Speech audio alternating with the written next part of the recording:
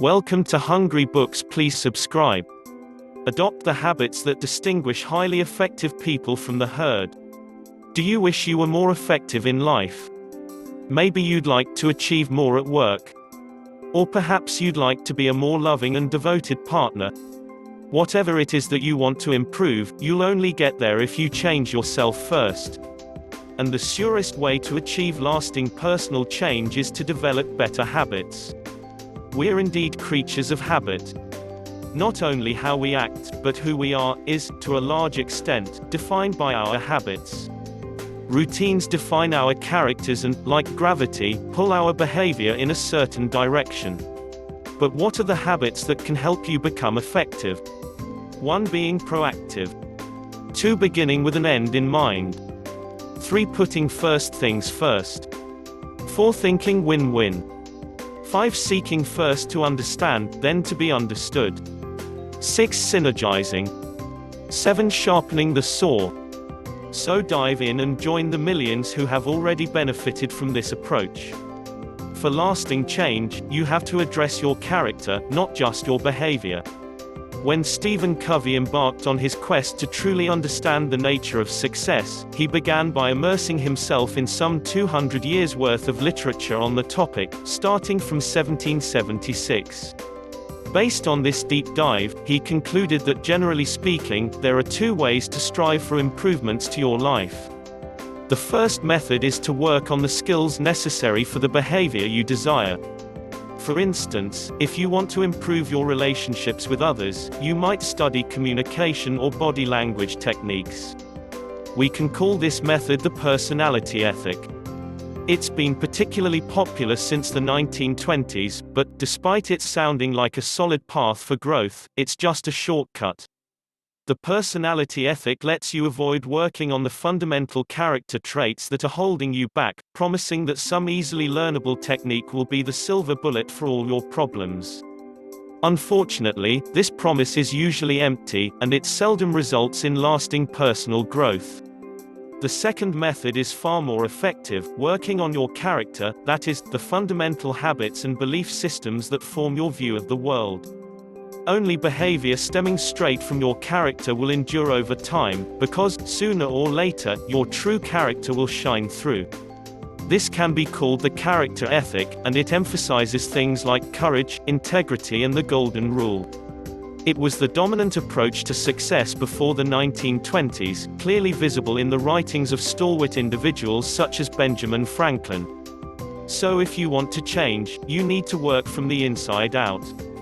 If, for example, you'd like to have a happy marriage, you need to first become a more positive person yourself, not just master a few easy techniques that'll make others like you more. So how can you work on your character? Align your way of seeing the world with basic universal principles. If you've ever tried to navigate the streets of a foreign city, you know that a map is useful. But when you navigate the world around you, instead of a map with streets and addresses, you use your paradigms to guide you. A paradigm is a subjective way each of us perceives and understands the world. After all, no one is an objective observer. Everything we understand about the world is tinted by our paradigms. For instance, a person with a negative paradigm will perceive getting lost in an unknown city as a frustrating waste of time, while someone with a more positive paradigm might see it as an unexpected adventure. Since our paradigms are at the core of our characters, shifting our paradigms is the key to making lasting changes. Only in this way can we change our subjective realities, and, with them, our characters and behaviors. This is why you need to recognize and monitor your paradigms. If you don't, you won't know which ones are holding you back. Though not all paradigm shifts are this fast, each one can be just as powerful. So which paradigms should you strive for? The most effective are the ones aligned with larger, universal principles, like fairness, honesty and integrity. Since the majority of people agree that these principles are good, we can see them as permanent, natural laws. Therefore, the more accurately your map of paradigms reflects this landscape of natural principles, the more realistic your view and the better your chances of success in attaining lasting change. Attaining this kind of principle-based paradigm is exactly what the 7 habits are all about. The first habit, be proactive and take control of your fate. What distinguishes humans from animals? One crucial difference is that animals are slaves to external stimuli, and can only react to these stimuli in the pre-programmed way that is in their nature. We humans, in contrast, can reflect on a stimulus before responding to it, and we can even reprogram ourselves to respond in a specific, desirable way. This means that instead of just reacting to the world around us, we can proactively influence it. But even though we all have this capacity for proactivity, many people still choose to be reactive and allow external circumstances to dictate their behavior and emotions. For example, they may be in a crummy mood if it's rainy outside or if other people have treated them poorly. You can also hear it in the way such people speak. Phrases like, "It wasn't my fault," or "It's out of my hands," are extremely common.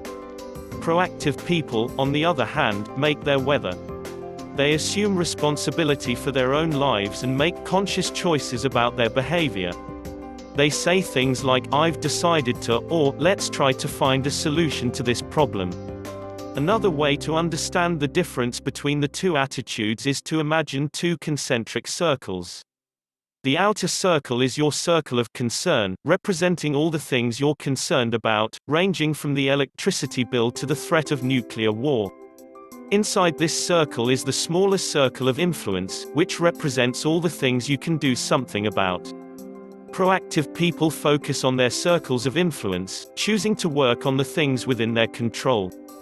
And this results in the expansion of their circles of influence. Meanwhile, reactive people focus on their circles of concern, fretting over things they can't alter. This results in their circle of influence shrinking. You have the power to decide what happens in the gap between a stimulus and your response. Thus, you can change your behavior and your emotions. To put this into practice, commit to a 30-day proactivity challenge, whether at home or work. Whenever you catch yourself blaming someone or something external for a problem you face, remind yourself that the root cause is your reaction to the problem. Focus on finding solutions instead of accusing others. Exercise the tiny freedom you have before you respond, and you'll find your capacity for proactivity flourishing. The second habit, begin with the end in mind. Whenever you act, you're performing it twice, first in your mind, when you imagine it, and then physically, when you do it. That's why it's crucial to have the desired end firmly in your mind before you start any task. The more exact and realistic the mental picture of the action is, the better its execution will be, and, hence, the better the results. This kind of visual anticipation works in all possible situations. Most competitive sprinters, for example, are well practiced in visualizing how they will bolt from the starting block, complete a perfect race and finish in the first place. So whether at work or home, take the time required for visualization. As the saying goes, better to ask twice than to lose your way once. It's much more productive to spend time anticipating the action and visualizing the desired outcome than just plowing hastily on, possibly in the wrong direction. To get started, you could think about one of your upcoming projects and write down exactly what results in your desire and what steps you will take to attain those results. Write a personal mission statement and integrate it into your daily life. Unfortunately, many people spend their time working toward goals that don't matter to them, because they never stop to define them properly. In short, they fail to understand the difference between being efficient and being effective. Being efficient means getting the maximum amount done in the shortest amount of time. But this is pointless if you don't know what you're striving for and why you're doing it. It's a bit like climbing a ladder that's set against the wrong wall. You're making progress but in the wrong direction. Being effective, on the other hand, means having your ladder on the right wall, that is, knowing what your destination in life is. Effective people don't just thoughtlessly pursue things like money and fame, they focus on what's important to them. Everything else is a waste. So how can you clarify your destination in life? One useful method is to ask yourself those aforementioned funeral questions, and then use your answers as a basis for writing a personal mission statement. This is a document where you define your creed, meaning what kind of person you want to be, what you hope to achieve in your life, as well as the basic values and principles underlying these goals. The mission statement is your constitution, an established standard by which everything else can be measured and valued. Having such a compass gives you a sense of direction and security, and it enables you to at least try to align all your actions with it. Some thoughts that could be included in a person's mission statement might be, I value my work and family equally and will seek to balance my time spent on them. I value a just and fair society and will strive to make my voice heard in political decisions. I will be proactive in pursuing my life goals and will not simply be swept along by circumstances. And so on. As this is a foundational document in your life, you can't just bang it out in one night. It will require deep introspection and several rewrites before you get it right, and even then it should be reviewed occasionally. The third habit, put first things first. Now that you have a mission, how can you proactively take charge and make it into a reality? Simple, by living it, day in and day out. Of course, in your everyday hassles, roles and relationships, this can be challenging, and it demands good time management skills. Unfortunately, most time management techniques focus on increasing efficiency, not on improving effectiveness. But the good news is that you don't need complicated techniques. Most of the time it's good enough to remember the simple maxim, first things first. This means rigorously prioritizing everything you do so that the important things are always taken care of first, while everything else is put aside and then dealt with or delegated later. Okay, but how can you tell which things are important? A good place to start is by categorizing all your tasks according to two dimensions, urgency and importance. This gives you a 2x2 matrix with 4 quadrants. In quadrant 1 is tasks that are important and urgent, like crises that need to be dealt with right away. In quadrant 2 are tasks that are important but not urgent, like, say, writing your mission statement, building important relationships and planning for the future. In quadrant 3 are tasks that are urgent but not important, like, say, a phone ringing while you're working on something else. And in quadrant 4 are tasks that are neither important nor urgent, a pure waste of time, in other words. Of these, the most important quadrant to focus on is number 2. These actions are the ones that will have an enormously positive impact on your life.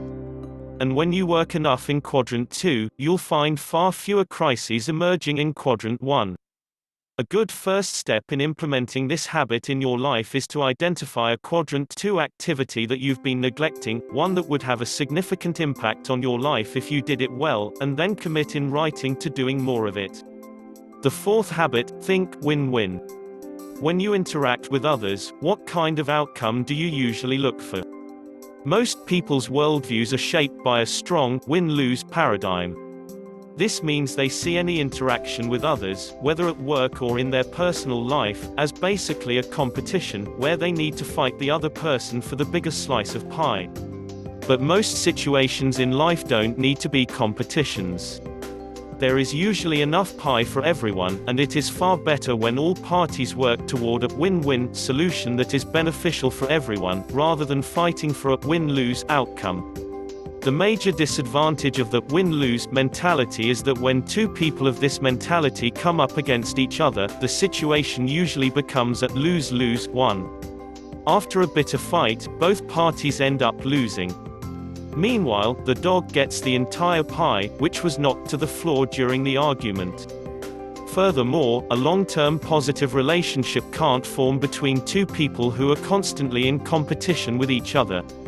But if you think win-win, you'll find yourself building lots of positive relationships because each interaction strengthens the relationship, rather than eroding it. In the previous example, if you'd instead sought a mutually satisfactory deal, the customer would probably remember that you'd been fair, and he or she would come back again the next time, thereby increasing your profits in the long run. So it's necessary to keep negotiating and communicating until a solution is found that suits all parties. This is not an easy task. It requires both sensitivity and patience, but the reward is a lasting positive relationship and the creation of a mutual trust, from which all parties can profit. The fourth habit continued, forming stable relationships with others means investing in emotional bank accounts. A relationship with another person is kind of like an emotional bank account. By putting time, effort and goodwill into it, the balance of the account grows, reflecting the increasing trust between the two parties. A healthy balance on your account means that both parties are flexible and any miscommunications are quickly sorted out. If, on the other hand, the balance is zero, there's no flexibility and the relationship is like a minefield. Every word has to be carefully chosen to avoid explosive conflict. So how can you grow your balance? Payment could be, for example, finding a win-win solution, sticking to promises you've made or listening empathically to the other person. A withdrawal, on the other hand, would be fighting for a win-lose solution, breaking a promise or only half-heartedly listening to the other person. To build strong, long-lasting relationships, there are several major deposits you can make. Always keep promises, be explicit about what you expect of the other person and be courteous and sensitive even in small matters. Another major deposit is maintaining the utmost personal integrity. This means being loyal to those who are not present, and never bad-mouthing them or revealing what they've told you in confidence. This will prove to those who are present that you can be trusted. But perhaps one of the most important deposits you can make is trying to understand other people, because this deposit allows you to discover what's important to them, and thus which things they consider deposits. If you do happen to make a withdrawal from the account, pluck up the courage to apologize sincerely. It takes strength of character to do so, and people are usually more than happy to forgive a repentant sinner. The fifth habit, seek first to understand, then to be understood. Imagine walking into a doctor's office and having the doctor listen absent-mindedly to the first few seconds of your description of your ailment before announcing, "I've heard enough," and handing you a prescription. You probably wouldn't put much trust in their advice. In general, such advice is seldom welcome, since people usually only trust someone's judgment if they feel their situations have been fully understood. So if you want to be respected as a listener and an imparter of advice, you need to develop the skill of empathic listening. This necessitates a change of paradigm from "I'm listening so that I can provide an answer" to "I'm listening so that I can understand the person in front of me." Empathic listening means trying to get inside the other person's frame of reference so you can understand them both intellectually and emotionally. According to experts in communication, the words we say account for just 10% of our communication, while the sounds account for 30% and our body language for 60%. So to practice empathic listening, you shouldn't just listen to the words, you should attend to the feeling, behavior and meaning behind them.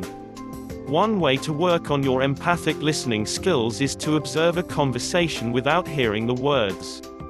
What emotions do you see being communicated? It takes time and effort to master this skill, but the later rewards are well worth it. If you learn to listen in a truly empathic way, you'll notice that many people are fully prepared to open up to you and to reciprocate by considering your opinions and advice. They just need a good, appreciative listener before they can do so. The sixth habit, synergize by treating others with openness and respect. We now come to a habit that all the previous habits you've learned have prepared you for synergizing. Synergy means a situation where the contributions of many add up to a total that exceeds the combined contributions of the individuals. 1 + 1 can equal 3 or more. So how can you implement this principle in your social interactions? Each of us sees the world differently and we each have our particular strengths. You can leverage the power of synergy by being open with others and valuing these differences. When people truly synergize, they listen to each other, put themselves in each other's shoes and use the contributions of others as a springboard to create something great. They're on the same side, trying to tackle a shared challenge, not fighting each other. The path to synergizing starts with seeing your interactions with others as an adventure. The outcome of that adventure may not be completely under your control, but you should still embrace it with complete openness. This requires a significant degree of self-confidence, as well as the conviction that the combined contribution of each party can lead to something great, even if the journey to get it is a bit chaotic. So make a list of the people you find it difficult to discuss things with and think about their views. If you were more confident and open-minded, do you think you could find synergies between your perspective and theirs? The seventh habit: sharpen the saw if you want to keep soaring. If lumberjacks spent all their time sawing down trees but never once paused to sharpen their saws, they'd soon have such dull tools that they couldn't fell a single tree. Similarly, if you never pause to take care of yourself, any gains in effectiveness you achieve will be short-lived, for you'll soon exhaust yourself and won't be able to maintain any of the good habits you've developed. That's why sharpening your saw is essential for lasting effectiveness in each of the 4 key dimensions of your life. To stay physically fit, you need to exercise regularly, eat healthily and avoid undue stress. Your spiritual health also contributes to lasting effectiveness. This could mean praying or meditating or simply regularly reflecting on your norms and values. To stay mentally healthy, read plenty of good books, avoid spending too much time in front of your television screen and make time for your writing in some form, be it letters or poetry or a diary. Organizing and planning things are also good exercises to keep your mind sharp and fresh. Last but not least, it's important to take care of your social and emotional health by deliberately seeking to understand others, building positive relationships with them and working on projects that help improve their lives. Consciously make time to recuperate and recharge. Many people claim they can't find time for this, but in the long term, it's essential for sustained effectiveness and the rewards in productivity and well-being that come with it. To make sure you truly sharpen your saw, write down activities that could contribute to your well-being in each of the 4 dimensions. Then pick one activity in each as a goal for the week and, afterwards, evaluate your performance. This will help you strive for balanced renewal in all areas. For lasting effectiveness, adopt these 7 habits. Be proactive. You have a natural need to wield influence on the world around you, so don't spend your time just reacting to external events and circumstances. Take charge and assume responsibility for your life. Begin with an end in mind. Don't spend your life working aimlessly, tackling whatever job comes to hand. Have a vision for the future and align your actions accordingly to make it into a reality. Put first things first. To prioritize your work, focus on what's important, meaning the things that bring you closer to your vision of the future. Don't get distracted by urgent but ultimately unimportant tasks. Think win-win. When negotiating with others, don't try to get the biggest slice of the pie, but rather find a division that is acceptable and beneficial to all parties. You'll still get your fair share and build strong positive relationships in the process. Seek first to understand, then to be understood. When someone presents us with a problem, we often jump right to prescribing a solution. This is a mistake. We should first take time to really listen to the other person and only then make recommendations. Synergize. Adopt the guiding principle that the contributions of many will far exceed the total of individual contributions. This will help you to achieve goals you could never have reached on your own. Sharpen the saw. Don't work yourself to death. Strive for a sustainable lifestyle that affords you time to recuperate and recharge, so that you can stay effective in the long term. Thank you for watching. Please don't forget to like and subscribe.